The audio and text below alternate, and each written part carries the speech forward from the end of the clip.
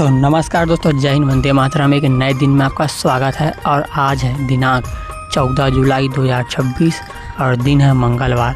और इसी प्रकार छत्तीसगढ़ से संबंधी समाचार देखने के लिए आप हमारे चैनल को सब्सक्राइब जरूर करें। और बता दें, आप लोग हमारे समाचार को कौन से गांव से देखते हैं, कौन से ज़िले से देखते हैं, ज़रूर हमें कमेंट करके बताएं। और छत्तीसगढ़ के दूसरे मुख्यमंत्री कौन थे, हमें कमेंट करके बताएं और एक निश्चित उपहार देते। अगर चैनल पर नए हैं और इस प्रकार जो आपको हर दिन समाचार देखना है तो ऐसे जो सब्सक्राइब कीजिए, जो सफ़ेद कलर का बटन है बड़ा सा, उसको ज़रूर दबाइए ताकि आपको समाचार मिल सके। और डॉक्टर तीजन बाई के निधन से छत्तीसगढ़ ने अपनी लोक संस्कृति का एक अनमोल रत्न खो दिया है। उनके जाने से कला एवं संस्कृति जगत को अपूर्णीय क्षति हुई है। डॉक्टर तीजन बाई ने पंडवानी गायिका की कापालिक शैली को नई ऊंचाइयों तक पहुंचाया, ऐसा जो मुख्यमंत्री विष्णुदेव साय जी ने कहा। और आगे उन्होंने कहा कि अपनी विलक्षण प्रतिभा से लोक कला को राष्ट्रीय एवं अंतर्राष्ट्रीय पहचान दिलाई। उनकी प्रस्तुतियों में गायन और अभिनय का अद्भुत समन्वय देखने को मिलता था। पात्रों का सजीव चित्रण, ओजपूर्ण वाणी और प्रभावशाली प्रस्तुतियों श्रोताओं को मंत्रमुग्ध कर देती थी।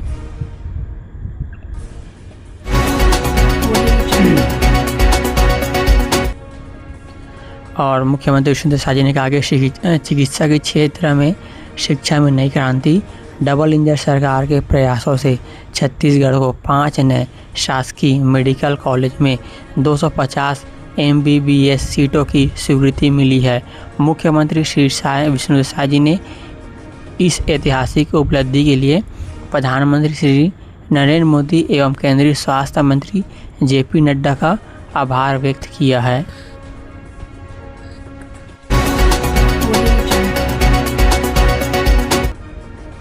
भिलाई के आत्मानंद स्कूल में सोमवार को 2 छात्राओं की अचानक तबीयत बिगड़ गई। एक छात्र अजीब हरकत करने लगी और चीखने चिल्लाने लगी। उसके हाथ पैर अकड़ने लगे, आँख से आंसू निकलने लगे। इसके बाद दोनों छात्राएं बेहोश हो गई। दोनों को अस्पताल में ले जाया गया। एक छात्र को सिगलिन की समस्या निकली, वहीं दूसरी की रिपोर्ट नॉर्मल आई। बताया जा रहा है कि पिछले 3 दिनों में 8 केस सामने आए हैं। मामला खमरिया स्थित स्वामी आत्मानंद उत्कृष्ट अंग्रेजी माध्यम का है। कक्षा 9वीं A में 3 दिन पहले 5 छात्राएं अचानक चीखने चिल्लाने लगी थी।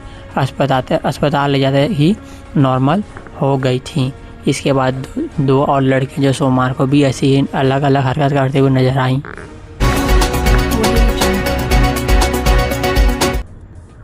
छत्तीसगढ़ के बिलासपुर जिले में बाल सुधार गृह से 4 लड़के चौकीदार को ही मारकर फरार हो गए।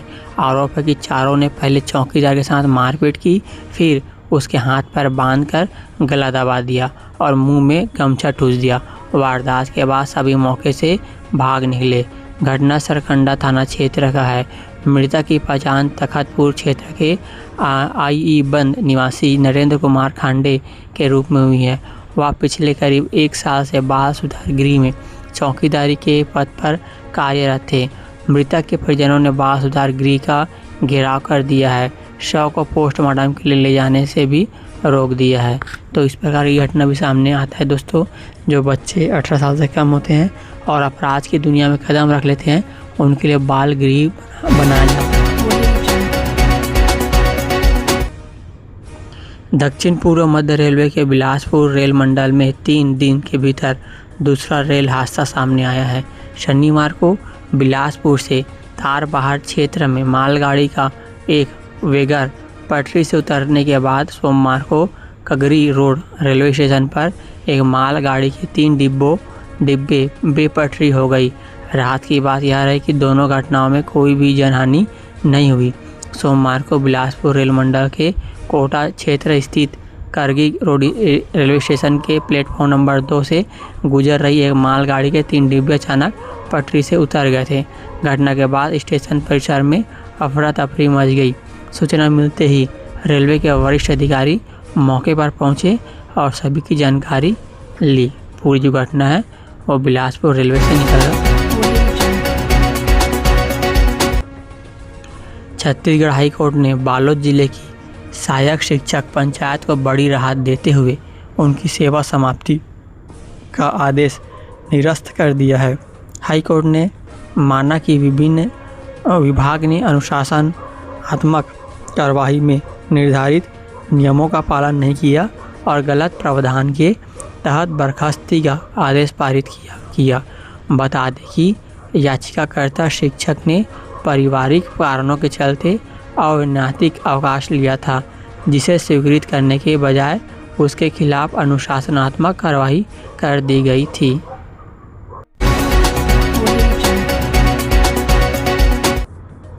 छत्तीसगढ़ विधानसभा के मानसून सत्र में सोमवार को राम मंदिर के चंदे में कथित गड़बड़ी के मुद्दे पर जमकर हंगामा हुआ। कार्यवाही शुरू होते ही नेता प्रतिपक्ष डॉक्टर चरणदास महंत समेत कांग्रेस विधायक चंदा चोरी के पोस्टर लेकर सदन पहुंचे। महंत ने आरोप लगाया कि राम भक्तों की आस्था के साथ धोखा हुआ है।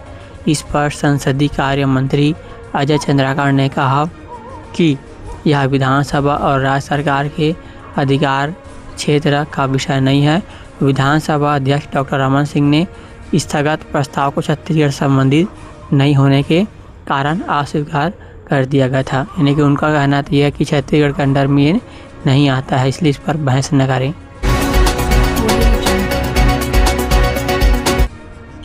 छत्तीसगढ़ के शक्ति जिले में सार्वजनिक स्थान पर पेशाब करना और शराब के नशे में गाली गलौज को लेकर दो पक्षों के बीच विवाद हो गया, जो हिंसक हो गया। आरोप है कि एक पक्ष ने घर घुसकर युवक पर डंडों और लाठियों से हमला कर दिया, जिससे वह गंभीर रूप से घायल हो गया। घायल युवक को जिला अस्पताल में भर्ती कराया गया, जहां उसका इलाज जारी है। अब घटना का वीडियो भी सामने सोशल मीडिया में वायरल हो रहा है। पुलिस ने दोनों पक्षों की शिकायत पर अलग अलग मामले दर्ज कर जांच शुरू कर दी है। मामला फगरूम पुलिस चौकी क्षेत्र का बताया जा रहा है।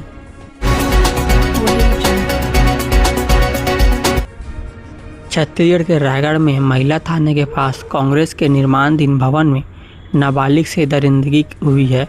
भीख मांगकर गुजारा करने वाली 14 साल की नाबालिग के साथ युवक ने 3 दिन तक रेप किया।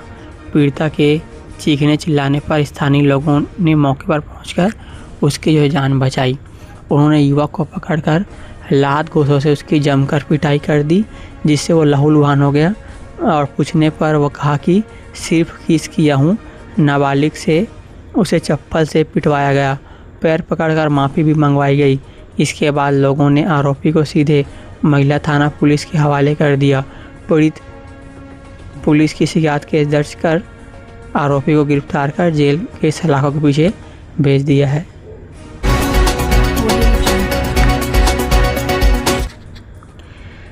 और बता दें दोस्तों, यहाँ पास जो युवक को पकड़कर लात घूंसों से उसकी जमकर पिटाई कर दी है, जिससे वो लहूलुहान हो गया था।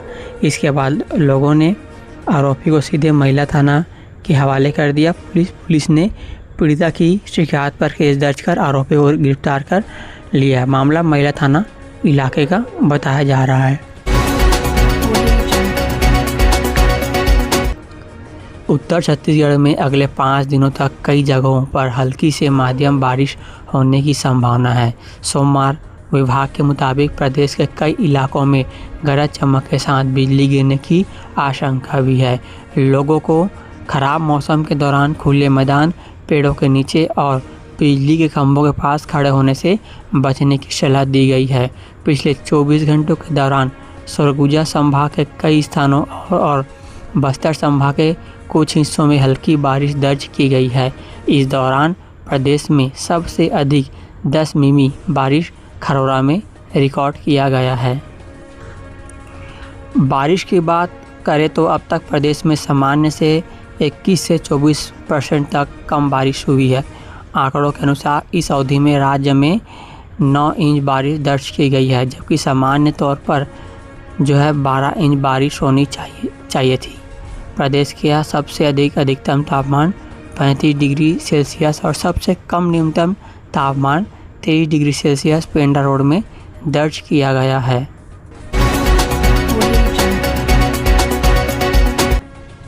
भिलाई के रामनगर इलाके में सोमवार रात करीब 8 बजे मकान में अचानक आग लग गई।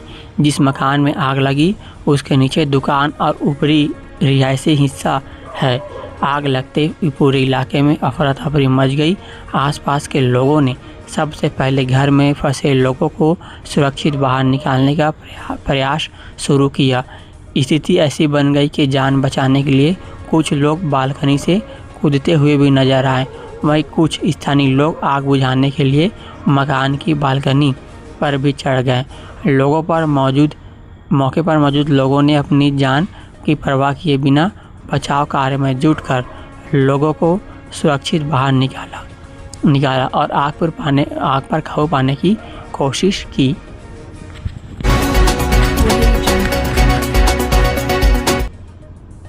छत्तीसगढ़ के बिलासपुर जिले में एक ही कमरे में पूरा स्कूल चल रहा है। मामला शहर से महज 13 किलोमीटर दूर तखतपुर ब्लॉक के शासकीय माध्यमिक शाला सरसेनी का है। यहाँ पिछले 7 साल से एक ही कमरे में पहली से 5वीं तक पढ़ाई हो रही है, लेकिन अब तक एक कमरे में बालवाड़ी के नन्हे मुन्ने को भी बैठा दिया गया है। अब एक ही कमरे की 6 कतारों की 6 अलग अलग कक्षाएं बन चुकी है। पहली कतार बालवाड़ी, फिर दूसरी, तीसरी और चौथी और सबसे आखिरी में 5वीं के बच्चे बैठे हैं। एक कक्षा को पढ़ाते हैं तो दूसरे कक्षा के बच्चे जो है देखते रहते हैं और अपना जो होमवर्क करते रहते हैं। जैसे तैसे शिक्षा की ये जो है नई पीढ़ी आगे बढ़ रही है। छत्तीसगढ़ के रायगढ़ जिले में पत्नी को प्रताड़ित करने और नाबालिग बेटे से पाकिस्तान जिंदाबाद के नारे लगवाने के आरोप में गिरफ्तार आरोपी वसीम मोहम्मद के मामले में अब नया मोड़ आ गया है। पति के खिलाफ थाने पहुंचकर शिकायत दर्ज कराने वाली पत्नी ने अब अपनी शिकायत वापस ले ली है। वीडियो जारी कर पत्नी ने कहा कि बेटे से देश के खिलाफ नारे लगवाने वाला वीडियो हंसी मजाक में बनाया गया था। अब उसे अपने पति से कोई शिकायत नहीं है।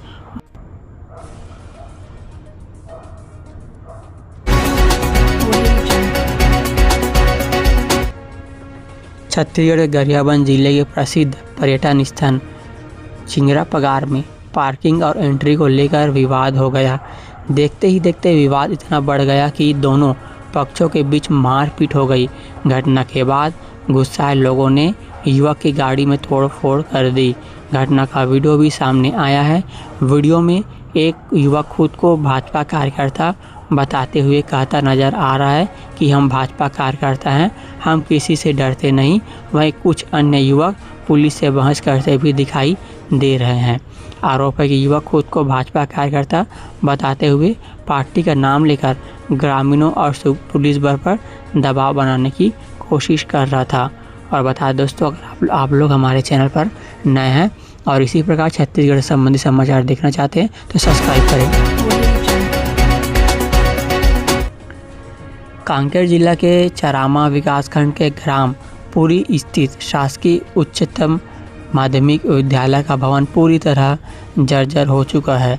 करीब 300 छात्र इसी असुरक्षित भवन में पढ़ाई कर रहे हैं, जहां छत से प्लास्टर गिरने और दरारों के कारण हादसे की आशंका बनी हुई है। बरसात के दौरान स्कूल की छत से पानी टपकता है और कई कमरों की खिड़कियां भी टूट चुकी हैं। शिक्षक छत पर तिरपाल डालकर किसी तरह कक्षाएं संचालित कर रहे हैं। पहले भी कई बार प्लास्टर टूटकर बच्चों के पास गिर चुका है। तो दोस्तों, अगर आप लोग हमारे चैनल पर नए हैं तो चैनल को लाइक बिल्कुल करें। दोस्तों, लाइक करने में बिल्कुल भी कंजूसी ना करें।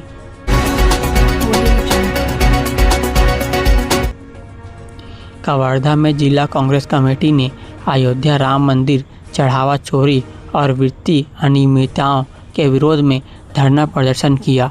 जिला अध्यक्ष नवीन जायसवाल के नेतृत्व में आयोजित प्रदर्शन में कांग्रेस नेताओं और कार्यकर्ताओं ने केंद्र की मोदी सरकार और उत्तर प्रदेश की योगी सरकार के खिलाफ नारेबाजी करते हुए उच्च स्तरीय और न्यायिक जांच की मांग की। जिला कांग्रेस अध्यक्ष नवीन जायसवाल ने कहा कि जिन लोगों ने भगवान श्री राम के नाम पर राजनीति कर सत्ता हासिल की। आज उनके शासनकाल में रामलला के मंदिर की सुरक्षा और पारदर्शिता पर सवाल उठ रहे हैं। उन्होंने कहा कि यदि रामलला का चढ़ावा और मंदिर व्यवस्था सुरक्षित नहीं है तो फिर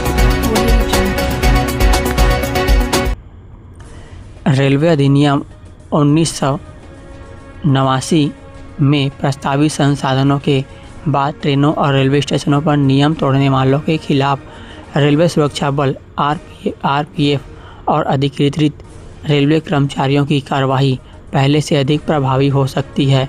हालांकि संशोधन में आरपीएफ को नई वैधानिक पुलिस शक्तियाँ देने का प्रावधान नहीं है, लेकिन मौके पर जुर्माना लगाने, नियम तोड़ने वालों को रेलवे परिसर से हटाने और जुर्माना नहीं भरने पर अदालत में पेश करने की प्रक्रिया और अधिक स्पष्ट और सख्त बनाया गया है। अब तक कई मामलों में कार्रवाई के बाद लंबी कानूनी प्रक्रिया अपनानी पड़ती थी। प्रस्तावित संशोधन में कई मामले देखे गए हैं जिसमें जो लेट समय लगता है, इसलिए ऐसे नियम ला रहे हैं।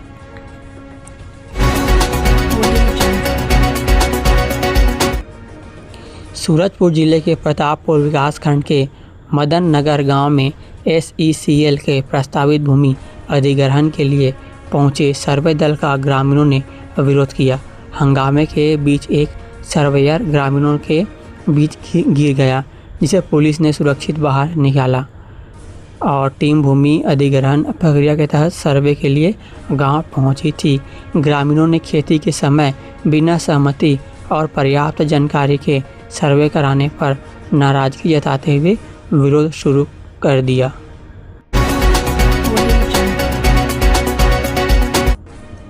छत्तीसगढ़ के धमतरी जिले की नवपदस्थ पुलिस अधीक्षक भावना पांडे ने पदभार ग्रहण कर लिया है। उन्होंने अधिकारियों और कर्मचारियों से परिचय प्राप्त कर प्रभावी कानून व्यवस्था, जनमोमुखी बेसिक पुलिसिंग और पारदर्शी कार्य संस्कृति को अपनी सर्वोच्च प्राथमिकता बताया। भावना पांडे ने धमतरी जिले की 21वीं पुलिस अधीक्षक के रूप में कार्यभार संभाला। निवर्तमान एसपी सूरज सिंह परिहार ने उन्हें पदभार सौंपते हुए जिले की कानून व्यवस्था, अपराध नियंत्रण, जन सुरक्षा, संवेदनशीलता मामलों और चल रहे विशेष अभियानों की जानकारी दी।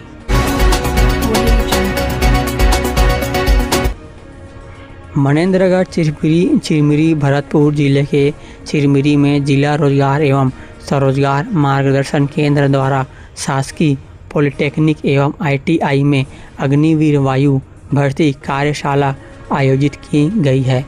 इनमें युवाओं को भारतीय वायुसेना में करियर बनाने और अग्निवीर वायु भर्ती प्रक्रिया की जानकारी दी गई। भारतीय वायुसेना भर्ती कार्यालय भोपाल के अधिकारियों ने विद्यार्थियों को वायुसेना की गौरवशाली परंपरा, राष्ट्र सुरक्षा में उसकी भूमिका और अनुशासन व देश सेवा के महत्व को अवगत कराया। उन्होंने बताया कि वायुसेना युवाओं को सम्मानजनक करियर, आधुनिक तकनीक के साथ काम करने और उत्कृष्ट प्रशिक्षण प्राप्त करने का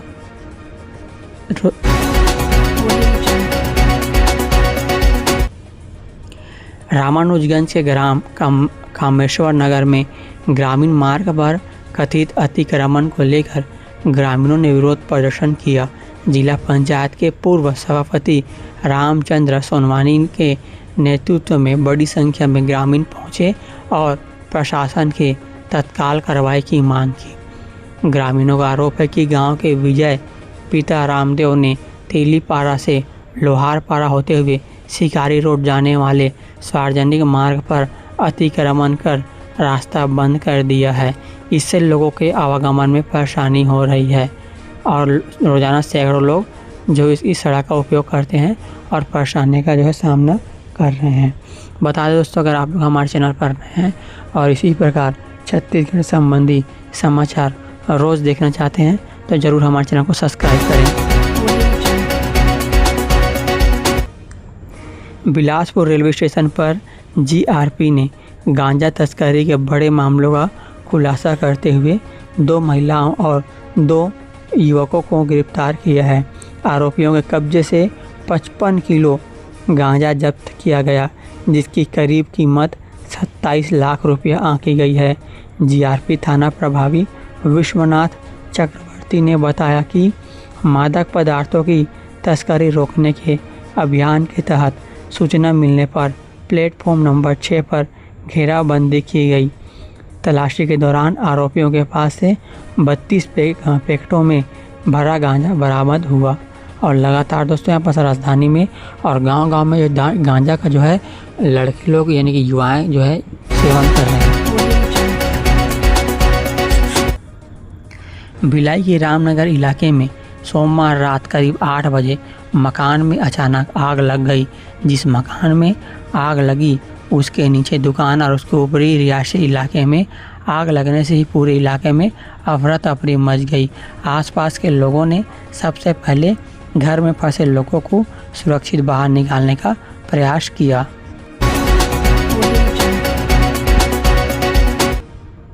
दंतेवाड़ा पुलिस ने नक्सल विरोधी अभियान के तहत बड़ी कार्रवाई करते हुए नक्सलियों के छिपाए गए हथियार, विस्फोटक, कैश,